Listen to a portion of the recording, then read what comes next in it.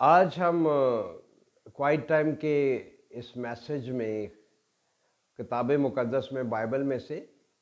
इस्तशना की किताब उसका 24 बाब उसकी पहली 4 आयतों में देखेंगे कि खुदावंद हमें क्या फरमाता है कि अगर कोई शख्स किसी औरत से शादी करे तो अगर उसमें देखे कि उसकी पिछली साबका ज़िंदगी में कोई किसी किस्म की बुराई थी या वो गलत थी, तो वो उससे कोई किसी किस्म के ताल्लुकात ना रखे और उससे अगर उसका मतलब प्यार मोहब्बत ख़त्म हो जाए तो फिर वो उसको तलाक दे के छोड़ सकता है, उसे आज़ाद कर दे। और अगर वो उसके बाद वो दूसरे किसी शख्स की बीवी बनती है या दूसरा कोई शख्स उससे शादी करता है तो वो मर जाए या उसको वो भी तलाक दे के छोड़ दे या मर जाए, तो ये शख्स पहले वाला उससे कभी शादी ना करे, क्योंकि हमारे खुदावंद ने इस काम से मना किया है और खुदावंद के नज़दीक ये मकरूह काम है। और खुदावंद ने कहा कि ऐसा काम ना करना, ऐसा ना हो कि तेरे मुल्क में बदी या किसी किस्म की बदकारी ज़ाहिर हो। सो खुदावंद हमें हमेशा रहनुमाई करता है। खुदावंद की मर्ज़ी के मुताबिक हमें कोई काम नहीं करना चाहिए। हालांकि कलाम पाक में हमारे लिए बड़ी रहनुमाई है। हम देखते हैं कि मियाँ बीवी के लिए खुदा का हुक्म है, जब इनको निकाह के बंधन में बांध दिया जाता है तो ये एक तन होते हैं, इनके राज़ो न्याज एक होते हैं, इनके बदन एक होते हैं, इनकी हर किस्म की सोच एक होने, खुदावंद में ये एक होने चाहिए और इनमें कोई ऐसी कमज़ोरी ना हो कि कोई अबलीसी काम हो या इनके दरमियान कोई शैतान अपना किसी किस्म का अमल दखल कर सके। लिहाजा ये सब जब ही हो सकता है जब हम खुदावंद के नज़दीक होंगे और खुदावंद के कलाम के ऊपर चलेंगे और अपने खुदावंद के कलाम के मुताबिक अपनी ज़िंदगी बसर करेंगे और अपने खुदा के हुक्म को मलहूज़े खातर अपने सामने रखेंगे और खुदावंद के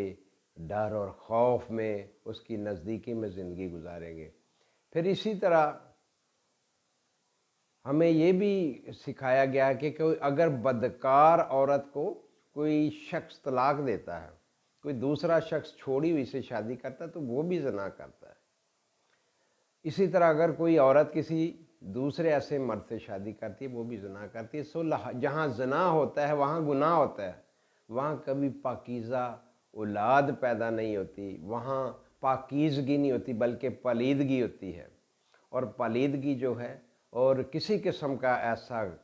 गलत कारी और गंदा गुनाह जो है वो हमारे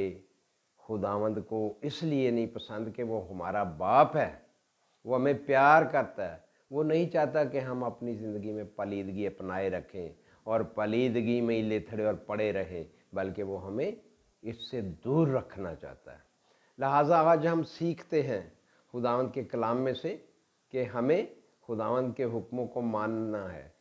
कुंवारी बेटियों और बेटों के लिए भी ये दर्स है, इसमें सबक है कि वो अपनी जवानी के दिनों में अपने खुदावंद को याद रखें और बदी से दूर रहें, ताकि उनकी ज़िंदगी में किसी किस्म का ऐसी कोई खलश, ऐसा कोई हालात और ऐसे किसी किस्म की वक्त ना आए कि उनको पछताना पड़े या उनकी अलहदगी हो जाए या कोई उनकी ज़िंदगियों में ऐसे दुख हैं कि वो एक दूसरे से जुदा हो सकें या खुदावंद के कलाम और उसकी मर्ज़ी के मुताबिक उनकी ज़िंदगी ना हो। लिहाजा आए हम इस पे गौर करें और सोचें और अपने खुदावंद के कलाम को जानें और उसको सीखें और उस पर अमल करें और दूसरों को भी बताएं। हम खुदावंद के लोग हैं, हम कोई आम लोग नहीं बल्कि खुदा के बेटे और बेटियां हैं। लिहाजा में अपने बाप की तरह पाक होने की ज़रूरत है। हम दुआ करेंगे ख़ानदानों के लिए कि जहाँ कहीं ऐसे किस्म किस्म के हालात हैं तो हम अपनी ज़िंदगियों पे सोचें और खुदावंद की मर्ज़ी जो है उसको पूरा करें। ऐ प्यारे खुदावंद, हम शुक्रगुज़ार हैं, आपने हमें अपना कलाम अता कर रखा है, हमारी रहनुमाई आप करते हैं। आप नहीं चाहते कि हम दुखी हों, हम हालात का शिकार हों,